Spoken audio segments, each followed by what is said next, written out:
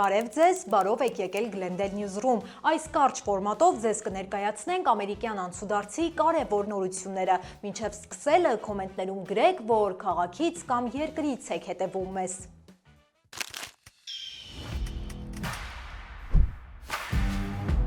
Կալիֆորնիան դատի է տվել Թրամփին մաքսերի պատճառով, ով կհաղթի տնտեսական ճակատամարտում։ Թրամփը հպարտությամբ խոսում է Ճապոնիայի հետ բանակցությունների մասին, բայց մաքսերը մնում են ուժի մեջ։ Ինչու է Թրամփի վարչակազմը կանգնել քրեական պատասխանատվության առջև, դատարանը սպառնում է պատժամիջոցներով։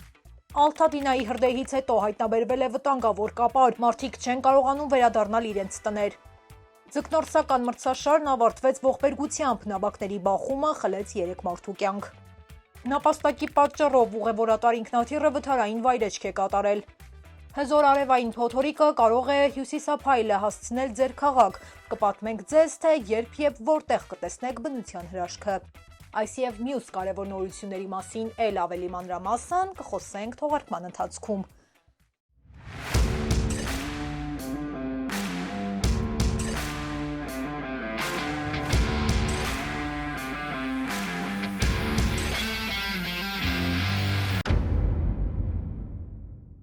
Կալիֆորնիայի նահանգապետը եւ գլխավոր դատախազը դաշնային դատարանում հայց են ներկայացրել Թրամփի վարչակազմի դեմ, վիճարկելու համար սահմանված լայնածավալ մաքսերը։ Նրանք պնդում են, որ Թրամփը առանց կոնգրեսի հավանության մաքսեր է սահմանել Մեքսիկայի, Կանադայի եւ Չինաստանի վրա։ Նահանգապետը նշել է, որ մաքսերը լուրջ վնաս են հասցնում Կալիֆորնիայի տնտեսությանը։ Շատ ընկերություններ կանգնած են արտադրությունը կրճատելու կամ փակելու վտանգի առջև, ինչի պատճառով հազարավոր մարդիկ կարող են կորցնել իրենց աշխատանքը։ Սպիտակ տան խոսնակը քննադատել է հայցը, նշելով, որ նահանգապետը պետք է կենտրոնանա Կալիֆորնիայի ներքին խնդիրների վրա։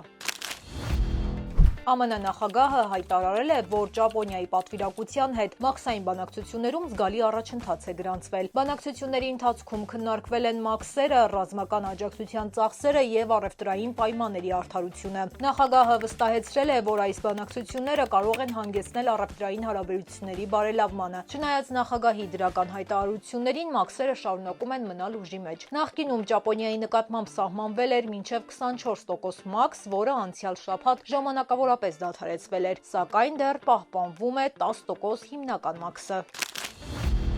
Ալթադինայի բնակիչները հրդեհից հետո չեն կարողանում վերադառնալ իրենց տները, քանի որ տարածքում հայտնաբերվել է կապարի բարձր մակարդակ։ Փորձարկումները ցույց են տվել, որ նույնիսկ չայրված տների ներսում հողի վրա կապարը գերազանցում է թույլատրելիի սահմանը։ Մասնագետների կարծիքով կապարի աղտոտումը առաջացել է հին տների այրումից, որոնք նախկինում ներկված են եղել կապար պարունակող ներկերով։ Բնակիչները, որոնց ապահովագրական ընկերությունները հրաժարվել են վճարել թեստերի համար, միավորվել են եւ հավաքել տվյալներ, ապացուցելու, որ առողջության համար լուրջ վտանգ է ներկայացնում։ Լոս Անջելեսի շրջանի առողջապահության վարչությունը կոչ է անում բոլորին, հատկապես երեխաներ ունեցողներին, անցնել անվճար արյան թեստավորում։ Կապարը կարող է լուրջ վնասներ պատճառել առողջապահությանը, հատկապես փոքր տարիքի երեխաների մոտ։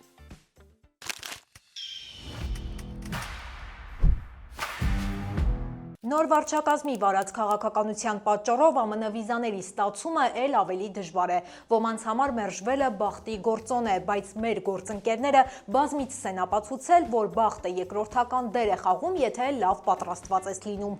Smart Assist-ի թիմը արդեն օգնել է հարյուրավոր ուսանողների, բիզնեսմենների եւ պարզապես Հայաստանի քաղաքացիների ԱՄՆ վիզա ստանալու հարցում։ Թիմը օգնում է ճիշտ կողմնորոշվել վիզայի տեսակի ընտրության, ԱՄՆ-ից հրավերների ստացման, ամրագրումների եւ այլ հարցերում, անգամ մասնագետները նախապատրաստում են հարցազրույցի դեսպանատան ներկայացուցիչների հետ։ Նշեմ, որ առաջին խորհրդատվությունը անվճար է։ Պարզապես պետք է անցնել թողարկման տակ տեղադրված հղումով, որը կգտնեք մեկնաբանությունների դաշտում, եւ Smart Assist-ի թիմը կապ կհաստատի ձեզ հետ։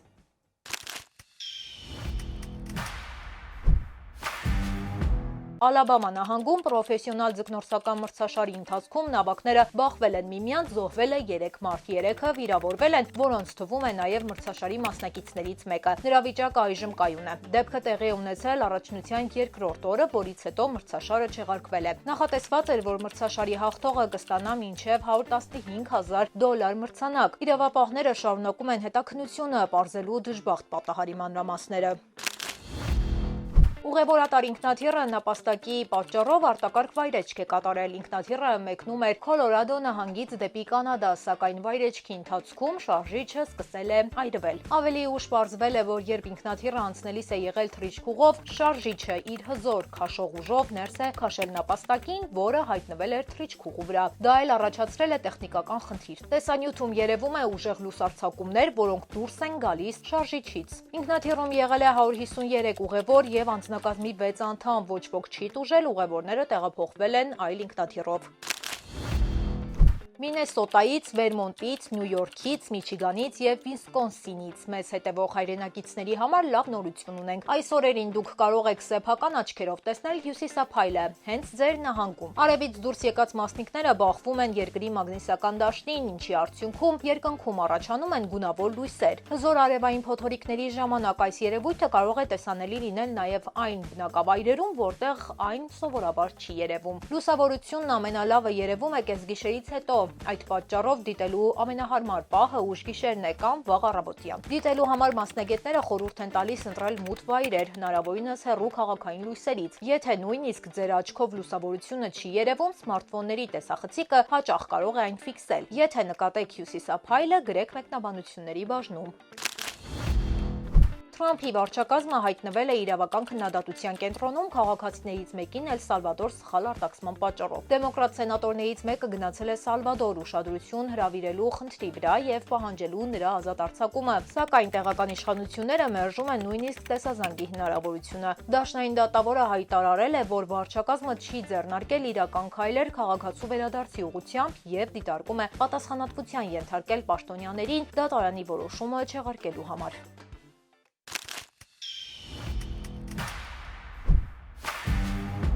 Սիրելի հետևորդներ, ահա այսքանը ամերիկյան անցուդարձից։ Եթե ցանկանում եք առաջինը դիտել մեր թողարկումները, ապա բաժանորդագրվեք մեր YouTube-յան ալիքին սեղմելով subscribe կոճակը։ Այս ժամի համար այսքանը, կհանդիպենք հիմնական թողարկմանը։